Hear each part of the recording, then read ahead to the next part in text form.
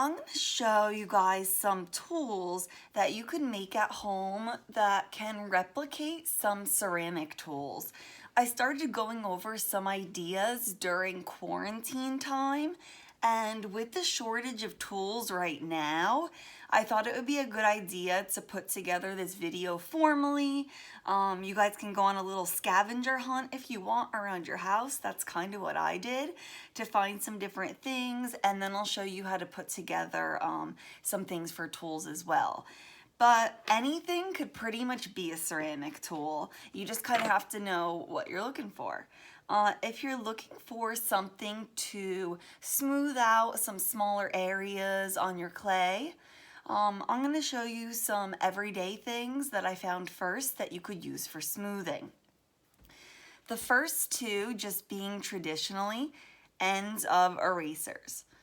Now these are very similar to smoothing tools. Depending on the tip of your eraser, you can get into smaller areas and you could really smooth that out nicely.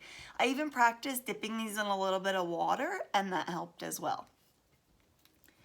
The next thing that I used for smoothing, so simple, Q-tips. Now, these you could really only use once or twice with the clay because you don't want them to start, getting moldy or, drying out on you, but they're very simple. You could wet them, you could put some slip on them, and you could smooth into some of those really small areas on your project that you might not be able to reach. You can also use a paintbrush as well, but sometimes that'll give you brush strokes, and sometimes you just want something to smooth out little areas. So that's another thing that you can use as a smoothing tool as well. The next thing is a rib. And I've actually made my own ribs before just because I was interested in making my own ribs. And what you can do is you could take any old, whether it be like a store card or a gift card, make sure it has no balance on it. Make sure that you log in and check that it has no balance on it, or that you're absolutely sure. But really any type of hard plastic that will bend will do. And these are kind of nice because you can cut them in whatever shape is easiest for your hand and use this to then smooth the clay out any way that you want to. Mostly when we're working with coil pots or slab pieces or something like that. Essentially, all you're gonna do is make sure that you have your card, a pair of scissors, ones that are going to be able to cut through the plastic, and you can make whatever shape you want. This one I'm going to try to do completely rounded rather than the other one where I have it more in a diagonal. One thing you do want to keep in mind is that if it's going to be smoothing the clay, you don't want to have so many scissor marks. So how I have some scissor marks here, I'm just gonna cut that off. And now I have one that's a little different of a shape. These are really nice, they're really bendy, they're free, and you can make them customized. So that is another smoothing tool you can use. The one last smoothing tool that you can use, or that I found that you could use, was one of these little like makeup smoothers. It's not a brush, it's just a little rubber makeup smoother, or some people also use them to apply masks with.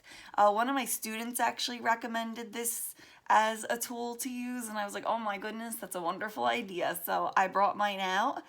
If you have ones that are smaller, I think that would work even better. But this one, could also work really well for some areas that you need to smooth. Let's see, what do I want to go in with next? The next thing I'm going to go in with is just tools that you find around your house. All right. Just tools that you're like, you know what, I think I could use that for something.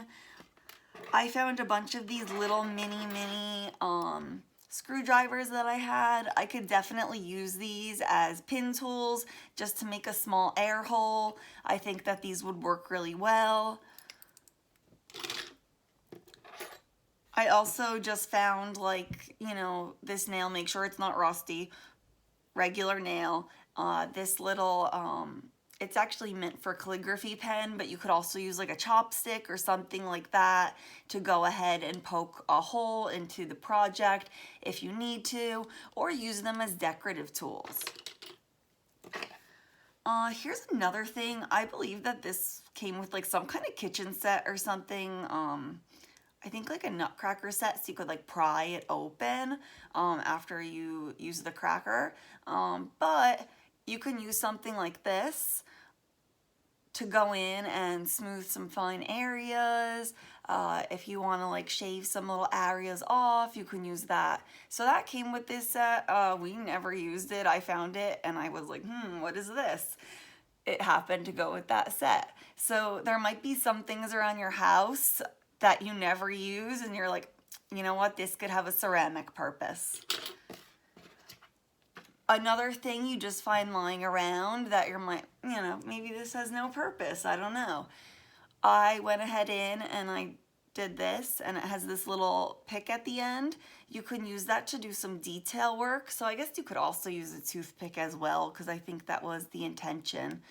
You could also use the little floss side though, to go in and, you know, scrape away some areas. It might smooth some areas if you dip it in a little bit of water, but really play around with it. Something so simple could really become a great ceramic tool. Getting into slipping and scoring things, because I think that might become something that's a little bit more difficult. I just found some plastic utensils. Especially like these little knife grooves here. You could just scratch it real quickly. Whatever area you're doing, add your slip, attach something on. Same thing with a fork if you want to do that as well. Another thing that I found really helpful would be if you have an old mascara that's just lying around and you've gotten a new one and you never threw out the other one and you're gonna throw it out, you could take the little brush from it.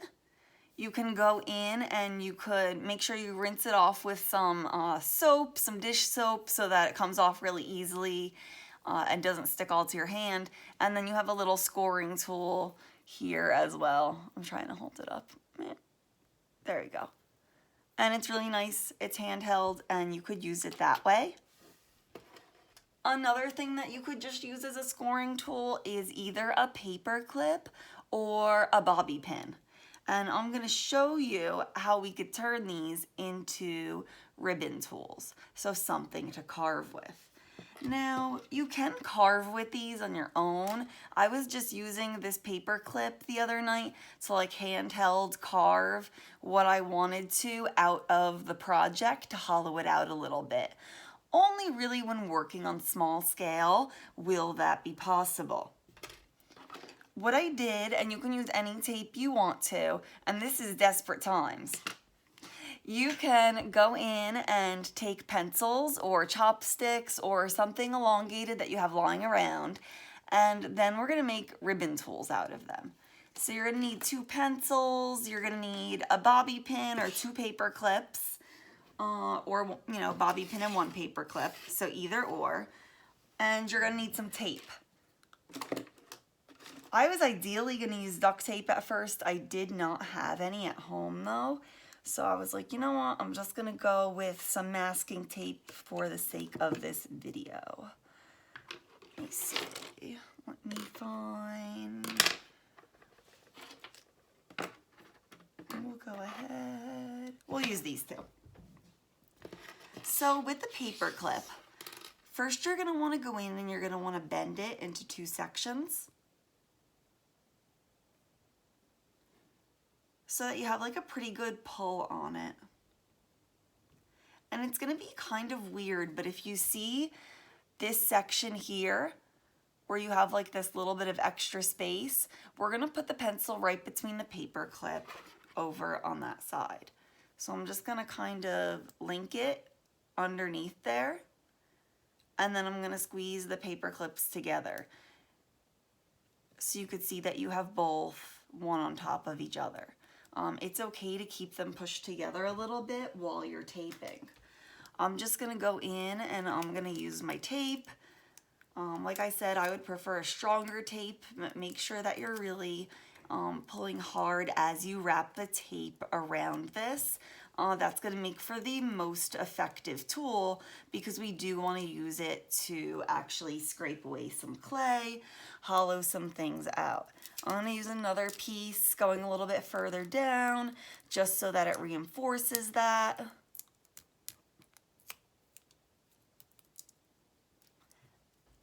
And now we're attached onto there.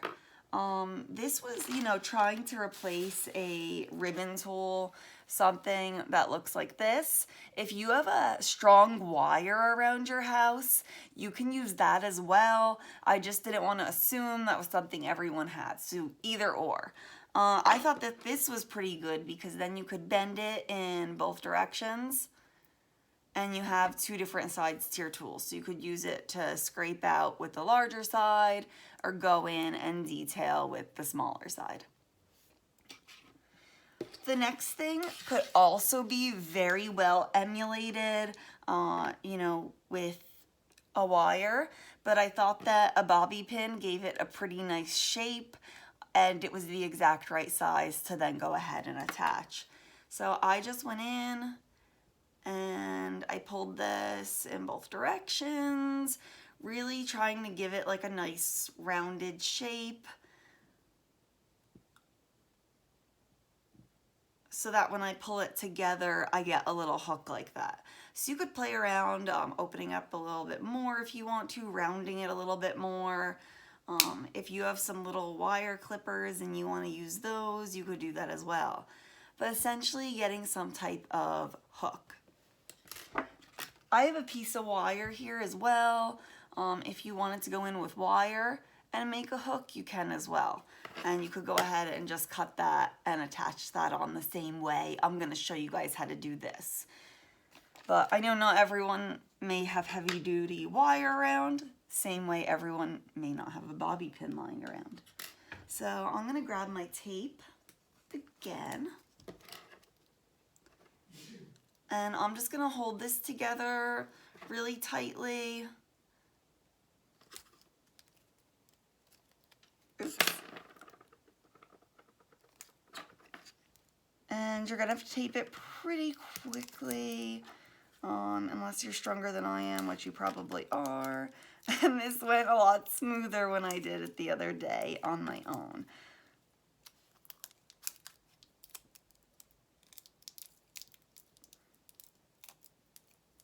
And once again, just make sure that you tape it really, really well.